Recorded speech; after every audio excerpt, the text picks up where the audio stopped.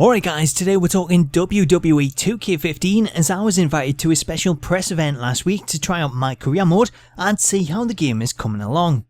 The event started off with a presentation from 2K's brand director Bryan, who spoke about how 2K went to the fans when they took over the WWE license to see what the fans wanted to see, and the overwhelming response was for a proper career mode, which is where 2K decided to put the focus. From there, Bryce went on to give us a few examples of things we could experience in the mode depending on whether we chose to be a face or a heel, with a clip of our superstar as a face celebrating a win, only to be interrupted by the beast that is Brock Lesnar and his associate Paul Heyman.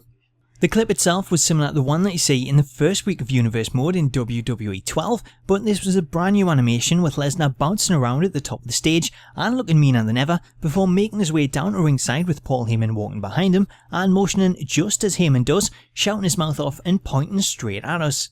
As Lesnar then got into the ring, there was a brief stare down before Brock picked up our guy on his shoulders and took him out with an F5, leaving him laying in the middle of the ring just like he did when he originally returned and took out John Cena. Following that clip, we then got to see an example of one of the cutscenes we might see if we were a heel, with our superstar in the ring celebrating a victory when Daniel Bryan's music hit and Bryan came out to a huge yes chant, which even got the crowd involved, before Bryan made his way to the ring and started a second yes chant while standing right in front of her. At this point, similar to the Universe mode's branching storylines, we were given two options. We could either go with the face option and shake his hand, or the heel option and take him out. After those examples, Bryce showed us a few screenshots of MyCareer mode in action and talked about the NXT training facility and the inclusion of head trainer Bill DeMott, who'll give you instructions during practice matches that you'll then earn rewards for when completing. Following this, it was time to try out the mode ourselves, with 2K setting up 3 different game saves to play. The first save took place at the very start of the mode and featured a pre-made custom superstar, so I didn't actually get to create one from scratch, but I can tell you can go into the appearance option and change the look of your superstar in between matches, so if you want to update their attire, hairstyle or anything else, then you can. As for the amount of creation options, there wasn't a ton, which is possibly down to the need to unlock things as you play through the mode, but there are new things in there such as Seth Rollins' hairstyle and new items of clothing, all of which look much better and more detailed, and you can always customise them using the in-game logos and designs, or even custom paint tools. Aside from the option to customise your appearance, there's also a few more options available in between matches, so instead of heading straight to the next event, you can go to the Performance Centre, train with other superstars to learn new moves, or if you feel like calling time on your career, there's an option to retire. So with those options available, I decided to first head down to the Performance Centre, where I was put straight into a practice match against Bo Dallas. The match itself played out pretty much as a standard match, with Bill DeMott setting some targets to try and complete as the action got underway. Having already tried the game previously at Eurogamer, then I kind of knew what to expect, as the action is so much slower to fit the simulation style this year, and that's something that I think everyone's going to notice when they first play the game, but it is something I don't think everyone will like, because the first time I played it, it was such a big change that I didn't really like it at all, but after a few matches, you really start to get used to it and realise that it is so much better than 2K14.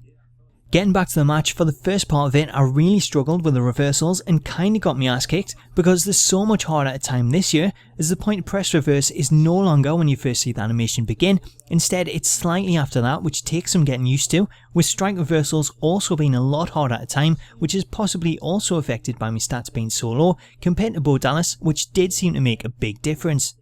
By the second half of the match, I'd managed to pull things back and hit a signature and finisher, with the signature being the basic backbreaker and the finisher the Alabama Slam. But not even that was enough to keep Bo down for 3, as he kicked out at the very last second and then managed to pick up the win following a running Bulldog.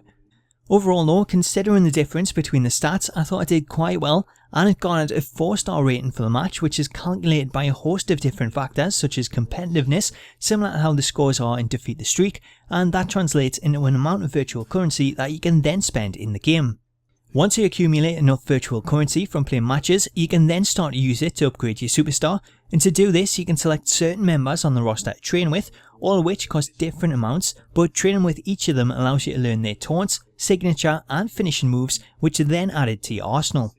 Aside from that, another option available is to spend the currency on various abilities or skill sets, so you can buy skills such as the basic options of performing leverage pins or strong Irish whips, all the way to the more advanced things like double finishers, catch finishers and other OMG moments.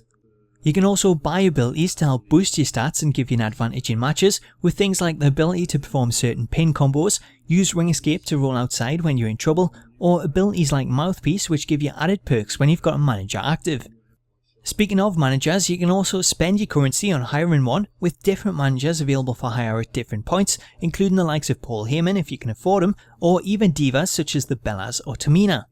Now, those are things that are available between matches, but getting back to actually playing it, after losing the first practice match against Bo Dallas, my first real match came against Sami Zayn in the NXT arena, which if you've seen the screenshots looks absolutely fantastic this year, and this was a match which garnered an instant classic 4.5 stars rating for the way that it went back and forth and had plenty of near falls. Unfortunately though, it was yet another losing effort in a match that I seemed to be in control of for the most part, but following a flurry of finishers exchanged, I couldn't help but tap out Sami's Koji clutch, which did give me a look at the game's new submission system, although it is essentially just the breaking point system with a new look meter, and instead of pressing all 4 face buttons, you just have to press X to fill or decrease the meter.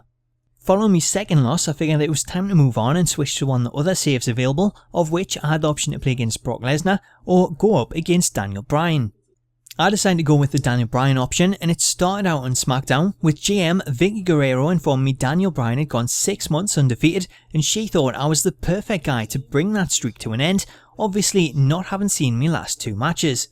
After accepting Vicky's challenge, I went ahead and had a match and actually picked up a win this time over Fandango, thanks to the help of having my stats boosted to the point that I was one of the higher rated members of the roster at this point in my career, and it really did make a huge difference in terms of things like stamina, which seemed to last a lot longer compared to previous matches at the start of the career against Bo Dallas and Sami Zayn. So it shows that it does work and that it should get easier the more that you play through the mode and increase your stats and unlock new abilities. Now, at the end of the match, when I returned to the MyCareer hub, I was greeted with a tweet from Bryan who had praised the match, and in turn that had helped grow my number of followers, even though I was slightly a heel at that point.